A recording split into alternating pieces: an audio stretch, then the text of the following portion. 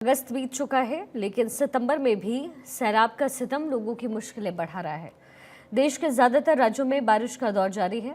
गुजरात, तेलंगाना और आंध्र प्रदेश समेत कई राज्यों में बाढ़ जैसे हालात हैं। आंध्र प्रदेश के विजयवाड़ा में हालात सबसे खराब हैं। लोग कई दिनों से अपने घरों में बिना खाना पानी के फंसे हैं। तेलंगाना में भी जैसी स्थिति बनी हुई है। निचले इलाके पानी में डूब गए हैं और चारों ओर पानी ने त्राहिमाम मचाया है। बारिश से दोनों ही राज्यों का हाल बेहाल है। विजयवाड़ा में भारी बारिश के बाद बाढ़ प्रभावित इलाके से लोगों को एनडीआरएफ के जवान बाहर निकाल रहे हैं। एनडीआरएफ की टीम को ग्राउंड पर तैनात किया गया, जो कि लोगों की लगातार मदद कर रही है।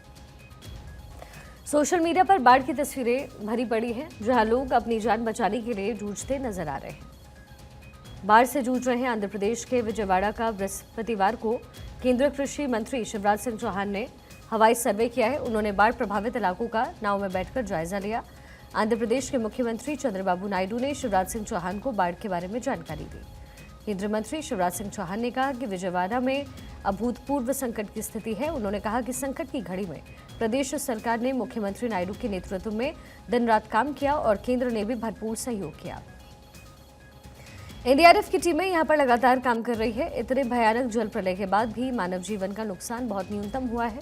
ड्रोन के जरिए फंसे हुए लोगों तक खाने के पैकेट्स, दूध और पानी पहुंचाया जा रहा है। युद्ध स्तर पर सफाई का काम भी चल रहा है।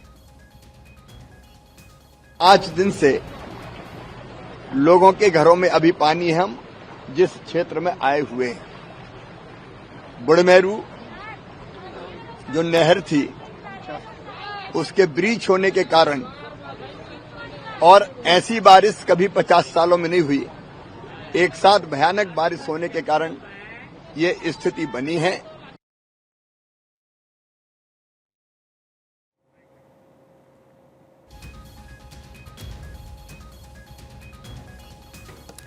तो शिवराज सिंह चौहान ने कहा कि फसलों को भी बहुत नुकसान हुआ है। लगभग 2 लाख किसान प्रभावित हुए। नुकसान का आकलन करने का काम शुरू हुआ है। उन्होंने कहा है कि 5 दिन से लोगों के घरों में पानी भरा है। ऐसी बारिश 50 सालों में कभी नहीं हुई। प्रदेश की सरकार को बधाई दूंगा। इतनी कठिन परिस्थितियों में कर्मचारी और अधिकारी और हमारे पॉलिटिकल लीडर्स, हमारे जनप्रतिनिधि, एमपी, एमएलए दिन और रात लगे हुए हैं। लोगों तक राशन, पका हुआ भोजन, पीने का पानी, दूध जैसी चीजें पहुंचा रहे हैं। इतने पानी में भी कि जहां जाना कई बार मुश्किल होता है और जहां से नहर ब्रीच हुई है उसको जोड़ने के लिए दिन और रात राज्य सरकार काम कर रही है। इरिगेशन मिनिस्टर वहां लगातार बैठे हुए हैं और कोशिश है कि जल्दी से जल्दी उस ब्रीच को बंद कर दिया जाए ताकि ये पानी आना बंद हो। इसी बीच आंध्र प्रदेश के मुख्यमंत्री एन चंद्रबाबू नायडू विजयवाड़ा में बाढ़ प्रभावित क्षेत्रों के दौरे के दौरान प्रभावित लोगों के साथ बातचीत करते देखे गए। उन्होंने लोगों को मदद का आश्वासन दिया। तेलंगाना के मुख्यमंत्री ए रेवंत रेड्डी ने खम्मम जिले में अकेरू नदी और बांधों की बाढ़ से प्रभावित क्षेत्रों का निरीक्षण किया। उन्होंने भी लोगों को मदद का भरोसा दिया है। आंध्र प्रदेश में बाढ़ का कहर किस तरीके से दिख रहा है, तस्वीरें आपके सामने। तकरीबन 4.5 लाख लोग प्रभावित हैं। 10 से ज्यादा लोगों की मौत हुई। एसडीआरएफ की 20 टीमें तैनात की गई। एनडीआरएफ की 19 टीमें यहां पर तैनात हैं। आंध्र प्रदेश में बाढ़ से जूझ रहे लोगों तक राहत और आवश्यक वस्तुओं की आपूर्ति करने के लिए ड्रोन तैनात किए गए। केंद्रीय नागरिक उड्डयन मंत्रालय ने कहा है कि 40 किलोग्राम तक वजन ले जाने में सक्षम ये ड्रोन विजयवाड़ा के बाढ़ प्रभावित इलाकों में लोगों तक खाना और अन्य सामान पहुंचा रहे हैं।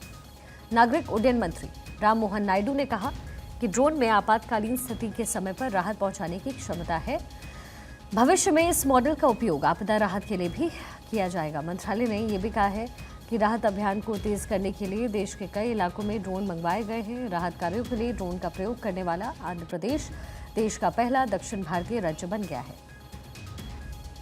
वहीं मौसम विभाग ने 6 सितंबर को अंडमान और निकोबार द्वीप समूह, आंध्र प्रदेश, तेलंगाना और पूर्वी गुजरात के कुछ हिस्सों में मध्यम से भारी बारिश की संभावनाएं जाहिर की। वहीं आंध्र प्रदेश और तेलंगाना में भारी बारिश को देखते हुए वित्त मंत्रालय ने इंश्योरेंस कंपनियों को निर्देश दिए कि बाढ़ प्रभावित लोगों से पूरा सहयोग करें। ये भी कहा गया कि क्लेम सेटलमेंट के लिए स्पेशल कैंप लगाएं और प्रोसेस को आसान करें। पॉलिसी होल्डर्स, नोडल ऑफिसर्स को कॉन्ट्रैक्ट पर रखा जा सके, इसके लिए उनके मोबाइल नंबर एडवर्टाइज किए जाएं। तेलंगाना के क्या हालात हैं, आपको ये भी जरा दिखाते हैं। तेलंगाना में जल प्रलय, बाढ़ बारिश से तेलंगाना में तकरीबन 16 लोगों की मौत। राज्य को कुल 5,438 करोड़ रुपए का नुकसान। 110 रिलीफ कैंप बनाए गए, इनमें 4,000 से ज्यादा लोग। खम्मम के प्रकाश नगर में मुनरू नदी उफान पर है। गुजरात में मानसून की बारिश इस बार तबाही लेकर के आई है। भारी बारिश से प्रदेश के कई जिले में बाढ़ की स्थिति है। अब इसकी वजह से आम जनजीवन प्रभावित होता नजर आ रहा है। राज्य में भारी बारिश से अब तक 49 लोगों की मौत हो चुकी है। इसके साथ ही फसलों को भी भारी नुकसान पहुंचा। पोरबंदर, जूनागढ़, कच्छ, जामनगर, देवभूमि, द्वारिका और जूनागढ़ कई जिलों में फसलें प्रभावित हुई, जहां कई दिनों से बाढ़ ने कहर बरपाया है। बाढ़ की वजह से सड़कों और अन्य बुनियादी सुविधाओं को भी नुकसान पहुंचा। वडोदरा और अन्य स्थानों पर भारी बारिश की वजह से मकानों को भी काफी नुकसान पहुंचा। साथ ही व्यापारियों, दुकानदारों और उद्योगों को भी नुकसान पहुंचा है। मौसम विभाग के मुताबिक बुधवार तक गुजरात में सीजन की 118% बारिश हो चुकी है। गुजरात के कच्छ में सबसे ज्यादा 180% ज्यादा बारिश दर्ज की गई। वहीं उत्तरी गुजरात में सबसे कम 94% बारिश हुई। मौसम विभाग के मुताबिक 25 से 30 अगस्त को गुजरात के कई इलाकों में भारी बारिश हुई है। इस अवधि के दौरान बिजली गिरने, दीवार गिरने और पानी में डूबने जैसी कई घटनाएं हुई, जिसमें 49 लोगों की मौत हुई। उनमें से 22 मृतकों के परिजनों को मुआवजे के तौर पर 4-4 लाख रुपए का भुगतान किया गया। गुजरात पानी पानी नजर आया। अगले 3 दिनों में गुजरात में भारी बारिश की चेतावनी है। पूर्णा और अंबिका सहित 10 नदियां खतरे के निशान से ऊपर बह रही है। बाढ़ बारिश में 139 किलोमीटर सड़कें क्षतिग्रस्त, 132 जलाशय ओवरफ्लो। बाढ़ को लेकर के हाई अलर्ट है। वडोदरा में 20,000 लोग रेस्क्यू किए गए। भारी बारिश को देखते हुए राज्य में एनडीआरएफ की 17 टीमें, एसडीआरएफ की 27 टीमें और नौसेना की टुकड़ियों के अलावा वायुसेना और तट रक्षक बल की टीमों को भी तैनात किया गया, जिन्होंने अब तक 37,000 से ज्यादा लोगों को बचाया, 42,000 से ज्यादा लोगों को सुरक्षित स्थानों पर पहुंचाया। वहीं 53 लोगों को हवाई मार्ग से सुरक्षित स्थान पर पहुंचाया गया।